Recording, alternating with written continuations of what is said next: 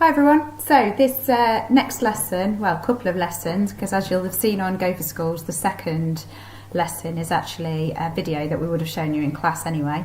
So the first lesson is more the traditional format that hopefully we're all getting used to. So you can see that the title today is How Successful Were Social Reforms 1830 to 1853, and of course that overlaps with the first topic that we did, which was to look at the Poor Law Amendment Act of 1834. So within this whole umbrella of appeal and social reform, which is what we're studying at the moment, there's a number of different kind of aspects that we need to focus on as we work our way through. So we are going to focus on working conditions. How did people work? Why were people becoming increasingly dissatisfied with working conditions? And why then did the Whig government and then Peel's government feel it was necessary to actually pass laws to regulate working conditions? So that's what we're going to investigate. So success criteria, we're going to look at some sources to start with, some pictures, a written source, and infer what this phrase, the condition of England, meant. Secondly, we want to be able to describe the working conditions in mines and factories, what was so awful, what was going on in mines and factories at the time. And finally, looking specifically at arguments with regard to child labour. And as always, there's an information sheet that accompanies this. You don't need it for this lesson, but it's on Schoology. I may attach an electronic version. If it's not attached to the Go for Schools task, then just log on to Schoology in the usual way and you'll find it on there. And again, it's just another useful piece of information for you to read through. You don't have to print it. We can give you printed copies when we get back to school, but you can have a look at it on your device, no problem. Okay, so you need to gather together some lined paper, pen, a ruler for underlining the title. Come on folks, let's keep those standards high. And your Pitt to Peel textbook. That's the Mike Wells book, which is orange. Some of you have got a physical copy. Some of you are working from the online version. Okay, so when you've got all that together, you're ready to go. So pause me if necessary, gather your materials, and I will see you when you're all raring to start. Okay, so first slide, don't worry, we're not going to make you do it on whiteboards. What's happening in the pictures? So we've got our top picture. Oh, look, I've got a little pointer here. So top picture. So hopefully you would be able to identify, there are, oh, my pointer's gone. Oh, there it is. Children working in a factory system, and we can see lots and lots of children as well. And we've got the bobbins up here that are delivering the yarn, and we presume that the children are placing the yarn onto the smaller bobbins, which of course would then be ready to go onto the machine, the looms that would weave the cloth. We've got adults supervising the work, so well-dressed gentleman there, we assume is in some kind of position of responsibility or management. His job is to presumably check the child workers. It doesn't look a particularly distressing scene, does it? You know, they're regimented, yes, but they're relatively well-dressed, and it seems quite an organised scene. We've got down here in the bottom a picture of a coal mine. And what we've got is quite a typical scene from down a coal mine. We've got what looks like a boy and a man heaving a tub of coal, a cart of coal, back up to the base of the mine shaft. So these could weigh up to a ton. There is a little bit of light there, and you can see that the boy has the chain attached to a belt around his waist. And his job would be to pull. Women sometimes did that job as well. It was sometimes boys, it was sometimes women. The very, very smallest children would work on the trapdoors down the mine. They were known as trappers, and their job was to open the door when they heard somebody coming. And the reason for the doors was to control the flow of air around the mines and ensure that there was an adequate supply of oxygen.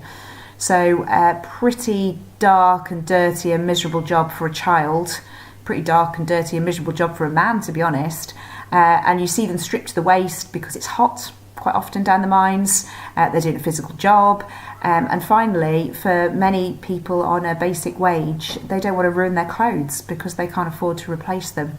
So second question there, why do you think people were campaigning for changes to working conditions?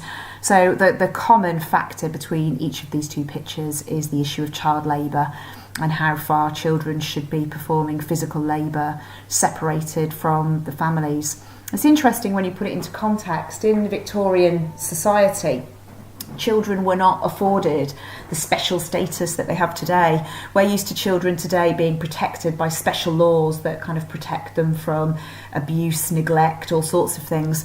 That didn't happen in Victorian society because children were not viewed in the same way. They were viewed as small adults, and therefore they had no special protection in law, and therefore it was deemed acceptable for children to go out to work and to contribute to the family income. And indeed, in many cases, it wasn't just acceptable, it was necessary. They needed the wages that those children brought in. So it's important when we're looking at something emotive like child labour that we don't allow our view to be coloured by our 21st century perspective.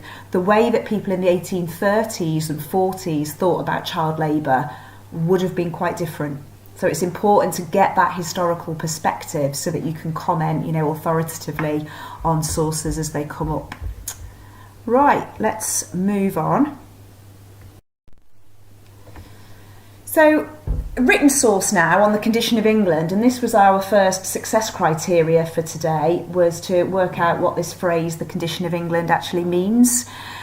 So if I just move your attention to the yellow box at the bottom of the slide here, we've got read through the source and sum up the condition of England question. In other words, what did Carlyle, as the author, think was wrong with Britain after the Great Reform Act? So let's have a little read through. I'll try and explain kind of tricky words and phrases as we go along. You may want to kind of jot those down, or you may just want to listen. And I'll try and give you some pointers to have a go at answering that question. Inevitably, the first time you read through these sources that come from the 1830s, it'll probably sound like double Dutch. It takes 2 or 3 readings before you start to get an idea of what the language means and you get a gist of the message. So don't expect it to all come at once. You have to take a little bit of time to digest because the language is quite antiquated and is quite different to what we're used to. So, is the condition of the English working people wrong? So wrong that rational working men cannot and will not and even should not rest quietly under it. So in other words, they're saying, look, people are protesting, they're making noise, they are complaining.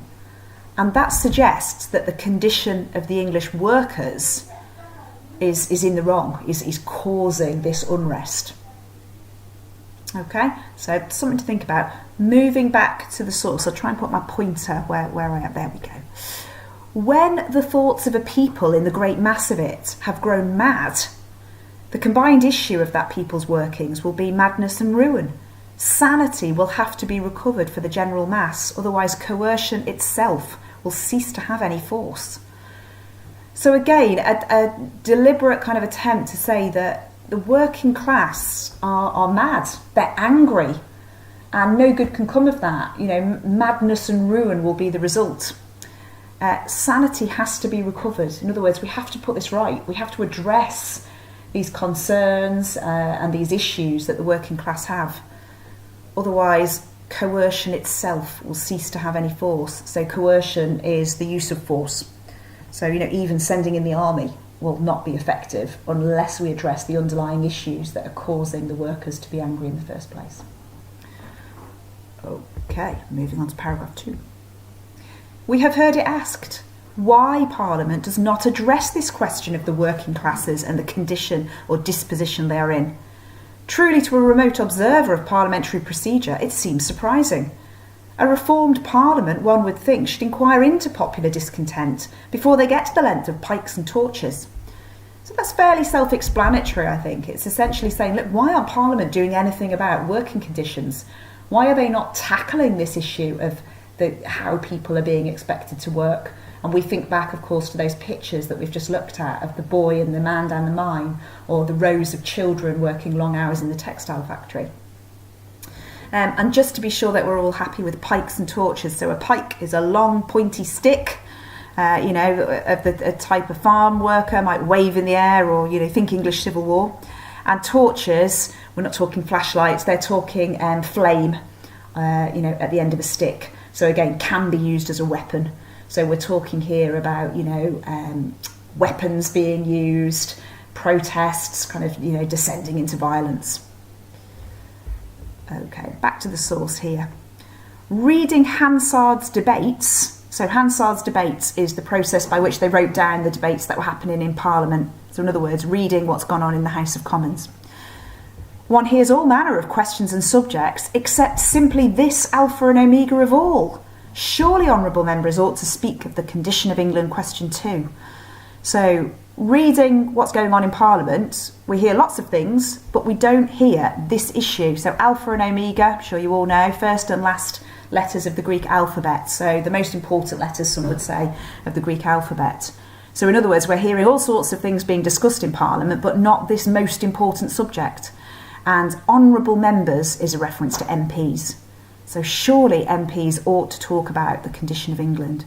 So the condition of England and the question is the working class, working conditions, what the Industrial Revolution has done to ordinary men, women and children, the lives that they are being forced to lead and the work that they are being asked to do. And what did Carlyle think was wrong? Well, he obviously thought that working conditions were wrong, and he obviously thought that Parliament was not up to the job. They weren't discussing the really, really crucial and important issues of the day. Right, so pause it here. Reread that source, really try and get an understanding of it yourself, get hold of it, and then have a go at answering those questions underneath today's title on your line paper. And I will see you for the next slide. Okay, so hopefully you've had a go at those questions on the source. It's a hard source as well, but hopefully you all feel like you've got an understanding now of the condition of England. So next slide. Back to a bit more familiar territory. So you're going to go away and have a look at the textbook. So hopefully you've got that to hand. It's pages 142 to 145. And you're going to write a summary on why people were or were not concerned about the employment of children. So trying to get a sense of the early debate on this. So a couple of examples there for you. Factory work was concerning because children were working away from their families and parents, who was looking after their development and education. On the other hand, a lot of people in Victorian Britain would not have been concerned about child labour. Children have been doing it for years. The examples given there, chimney sweeps and domestic service. Even back in agricultural society, children were expected to work on the land. They were expected to work, as part of the rhythm of the farming year. So it was, when those families began to move to the towns to look for work, it was logical that those children would continue to work, just as they had in a rural setting. So there's lots of reasons why, for many people, child labour was not something to be concerned about at all. So pause here, go away and have a look at your textbook, have a go at writing up that summary.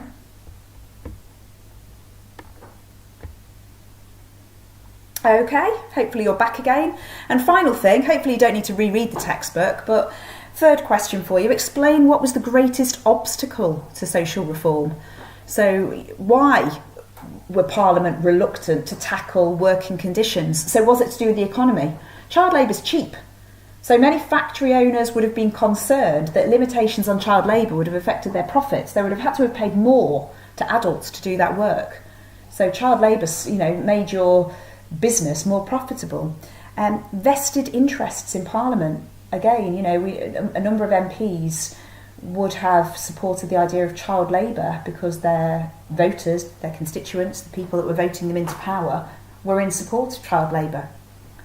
The attitudes of politicians. So, you can bring in the work that you've done for question 2 there.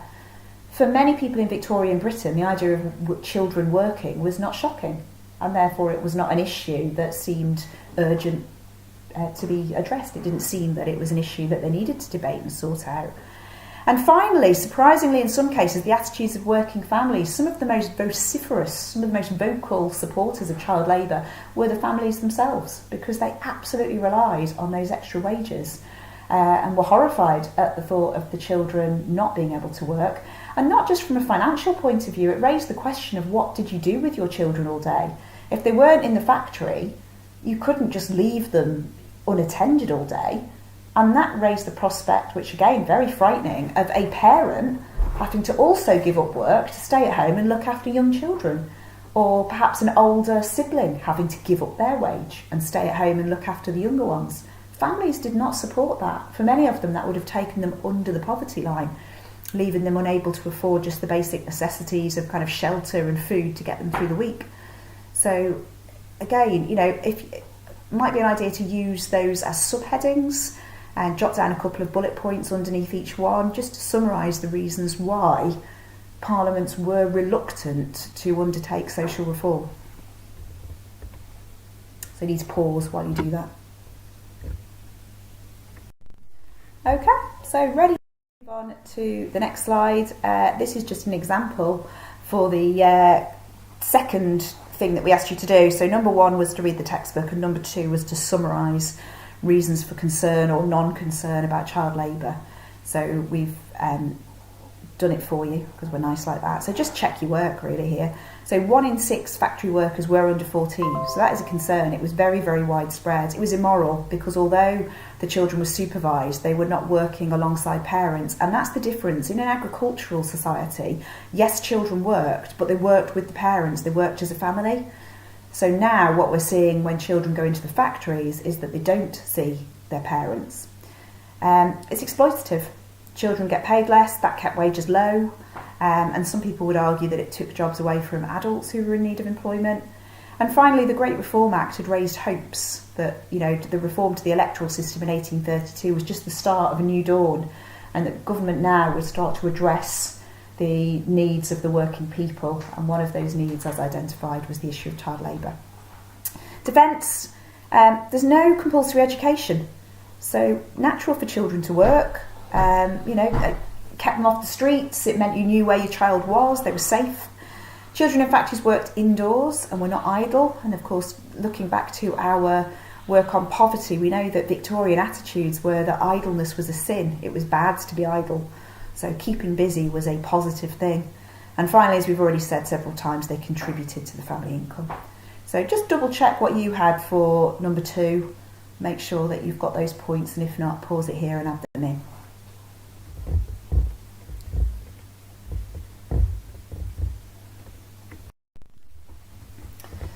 Okay, so looking at pressure for social reforms, and you might just want to just take some notes from this slide. We've got the 10-hour movement, and there's a section on this in your textbook actually that's worth looking at. Launched in 1830 by Richard Oastler. So in bold are the 2 names that you need to remember in particular for these. If you get sources on it, you'd be expected that you knew who Richard Oastler and Lord Ashley were. And interestingly enough, they're both Conservatives. They're Tories.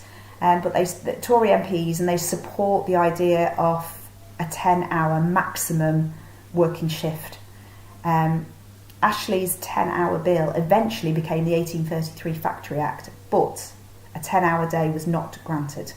So although in 1833 the Whig government did pass limitations on working hours, it wasn't cut to 10 hours. Other pressure for changes to working practices came from groups like the Grand National Consolidated Trade Union, GNTCTU. And don't worry too much about them. They are a future topic for you to study. So by the end of the course, you will absolutely know what those initials stand for. And similarly, the Chartists.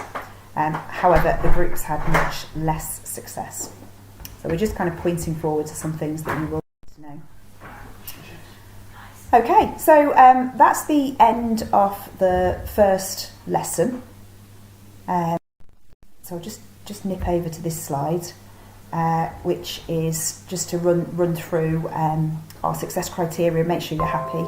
So hopefully you've all had a go at inferring from the source what the condition of England meant. You can describe the working conditions in mines and factories. We started that by looking at the pictures on slide 1, and finally explain key arguments for and against the use of child labour. There's further information in the textbook. There's also the information sheet that I talked about at the start of this lesson.